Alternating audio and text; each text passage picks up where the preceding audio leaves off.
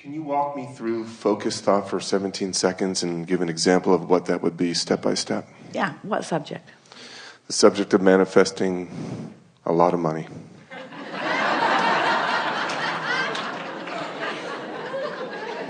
All right, now there's some things to take into consideration because there are a lot of clogged pipes on that subject. So there already is quite a bit of momentum on that subject. So if we approach it in any normal way, we're just going to add to the clogged pipe. You see what we're getting at? So here's a law-based fact that if you can hear it, it will serve you in every conversation that you have with yourself in your deliberate creation forevermore. The more general you are when you approach a topic where you know you have clogged pipes, the better off you'll be. Now think about what that means. If you don't have any clogged pipes, if you're thinking about something wanted, then the more specific you are, the faster the momentum and the better it is, because you're carving out a path of least resistance to something. But when you're thinking about something unwanted and adding to what you do not want, then the less specific you are, the better off you'll be. Does that make sense to you? So you start. What's the goal here? To find the first pure thought about abundance. A pure thought about abundance. So just reach for a pure thought about abundance, which means try not to have it have any relationship to you. If you're not feeling abundant, then be good to leave you out of the equation for just a little bit. So let's just talk purely about the idea of abundance. Abundance. The idea of abundance makes me feel free. All right.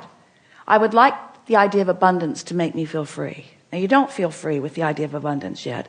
So you just said something you don't mean. And this is something, now friends, we said we're going to really be fine-tuning here. So hear this statement. When you say something you don't mean, law of attraction, here's what you do mean. Ooh. So you poked at it with a stick and didn't get the results that you wanted. See what we're getting at? So let's, rather than talking about abundance and money, let's talk about abundance. Abundance of clarity, abundance of sunshine, abundance of ocean. Are those easier for you to feel abundance about? Definitely. All right, so with the idea of fewer clogged pipes and just more free-flowing thought, give us some statements about that kind of abundance. The sun beating down on me makes me feel energetic, inspired. Lots of sun abundance, isn't there? I never wake up and wonder, well, wait. Esther couldn't find the ocean for 3 days last week. So that statement was not exactly accurate. Whether I can see the sun or not, I know it's out there. Whether I can see it clearly or not, I know it's there. That statement feels pretty good, doesn't it? I know it's there. I really never worry about the sun not being there. There are aspects of well-being and abundance that I just take for granted. My belief is never challenged about it. I just know that there is abundance around me. Yeah. So what other kind of abundance comes easily to you? Abundance of music comes very easy. Talk to us about that a little bit, generally. I hear music throughout my day. Yeah. Stay in that feeling for a little bit and become more specific if you want to. Since there's no resistance on that topic, then as you become more specific, you carve out a greater path of less resistance. So carve that out a little bit. Songs just come to me, and I don't know where they come from, but they come and it sounds good, and I'm open to receiving these musical messages. I have no idea where they come from, but so I accept that from the unseen, abundance flows to me in this form. And so it is logical to me that from the unseen, that all nature of abundance will flow to me. And that in the same way that I can be in a vibrational place of just allowing that to happen, I can be in a vibrational place of allowing more abundance on more subjects to happen. Feel how free-flowing that is? In other words, no resistance. Those statements were easy to make and felt good as you make them. Now that may be all the work that you need to do for one conversation that you're having with yourself. And you can tell that you've done good work because you have contemplated a subject and you felt good while you contemplated it. So we're going to make a statement to you, really to all of you. This is another refined point, very fine-tuning, deliberate creators that we are visiting with here today. So how do you feel about the concept of, in order to get the results that you want, if you've got some clogged pipes, just never mind them, lay some new pipes? Doesn't that make perfect sense to you? Isn't that an easy to understand concept?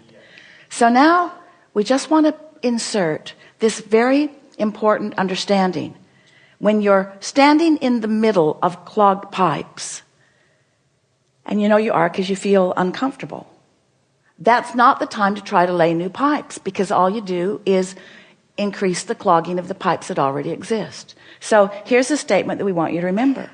We want you to somehow, some way, and we'll talk more about that as we're moving forward, somehow, some way, get on this high-flying disc. Usually happens first thing in the morning, before things have come to thwart it.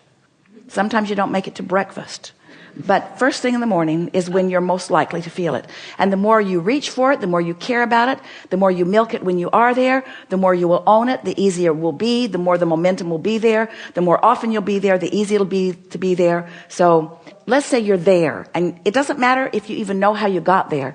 Esther was talking to a friend on the telephone the other day, and they got on the subject, and they were laughing so hard. They were laughing so hard that neither one of them could understand what the other one was saying.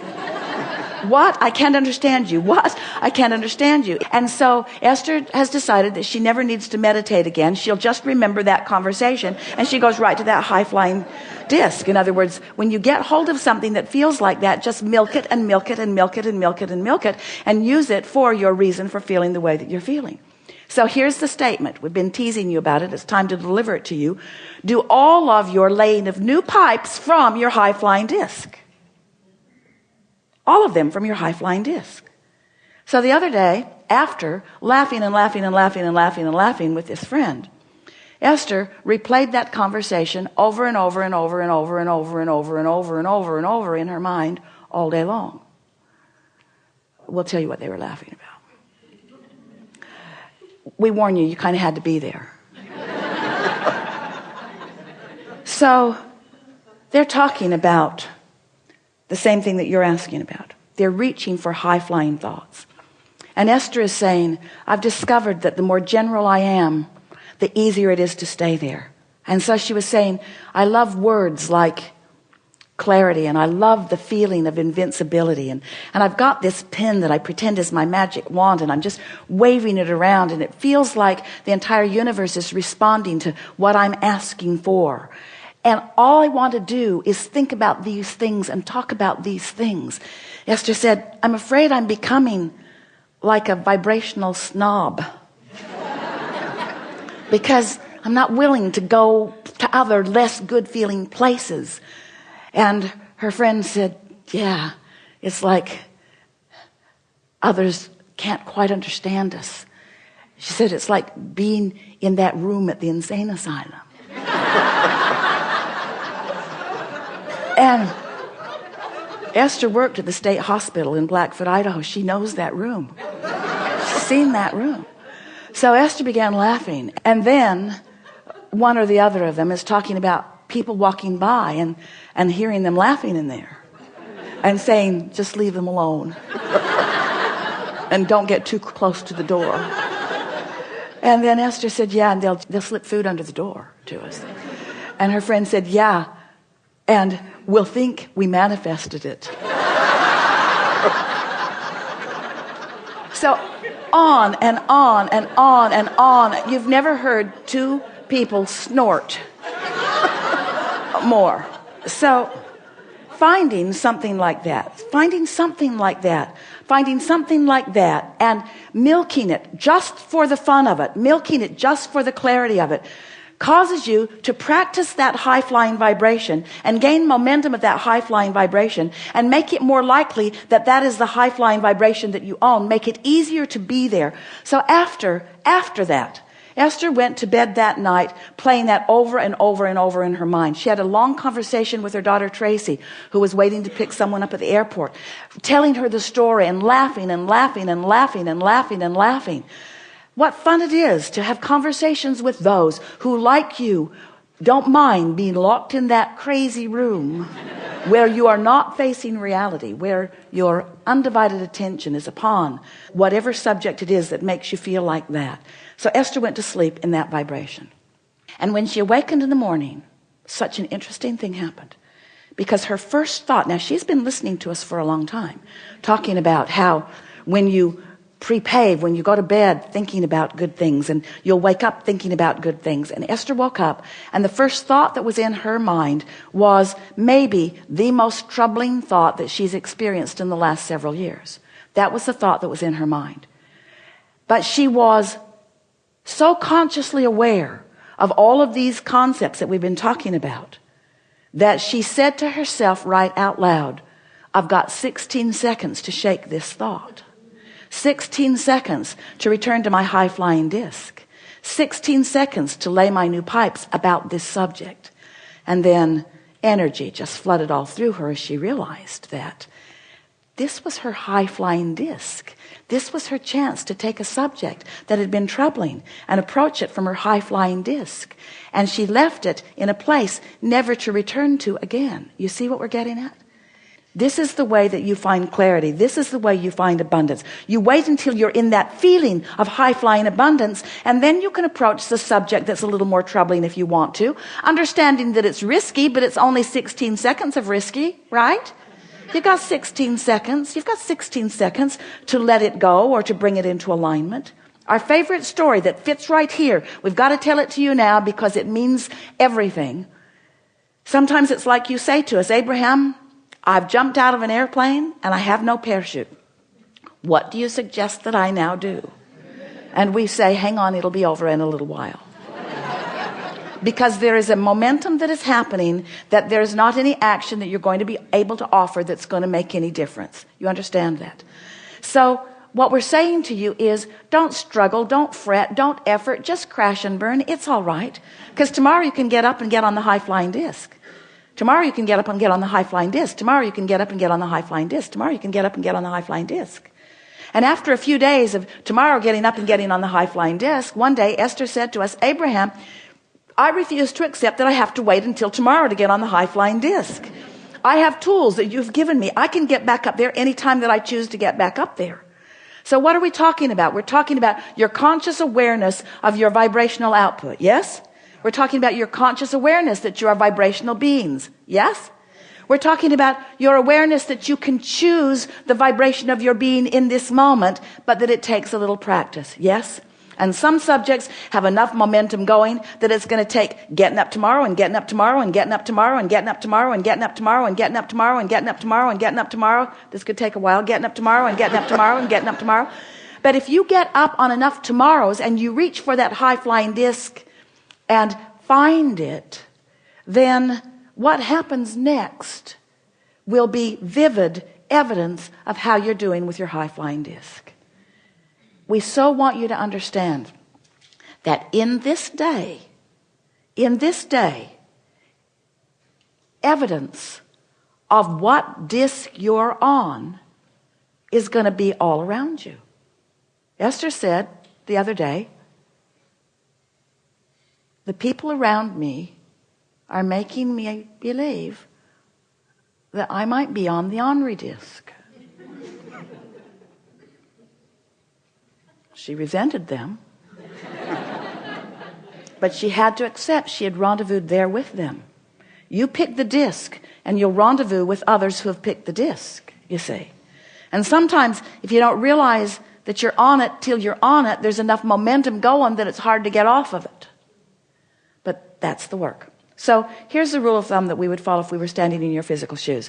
The better we feel, the more we would milk it. The worse we feel, the more we would try to ignore it. That's what Jesus meant when he said, turn the other cheek. Choose your vibration and give it your undivided attention if it feels good. And give it as little attention as you can if it doesn't feel good. So Esther is thinking the other day about the words that we used, and she could feel the poignancy with which we were talking about those clogged pipes in her pond and how they were clogged from neglect. And Esther got this visual image of pipes that she's laid to all kinds of things, wanted and unwanted. And she's got open pipes to unwanted things and open pipes to wanted things. And what keeps them open? Attention to them. Attention to them keeps them open. She's keeping the path of least resistance open to wanted and unwanted things, yes? But if she neglects them, they just clog up from neglect. So it's a new, even better application of this clogged pipe analogy. What paths of least resistance are you carving open every day? I hate that guy. I've always hated that guy. That guy is such a pain. The guy dogs me. I think he stalks me. He's everywhere I go. I don't like that guy. That person at work is everywhere I go, always in my face. Who's keeping the pipes open? That's what we want to ask you. You are. You're always the one who's keeping the pipes open. So if you look around any environment, whether it's the environment of your memory, whether it's the environment of your work, whether it's the environment of your family, whether it's the environment of the people that you are moving through the freeways with, whatever environment that you're moving around in, you are the one who's keeping the pathways open. You're the one that gets to decide. So be more specific if it's a pathway you want open, and be more general if it's one that you would like to just sort of stop. The more general you are, the less momentum there will be. Helpful? Yeah. Really good. Thank you. Yes, indeed. Now what?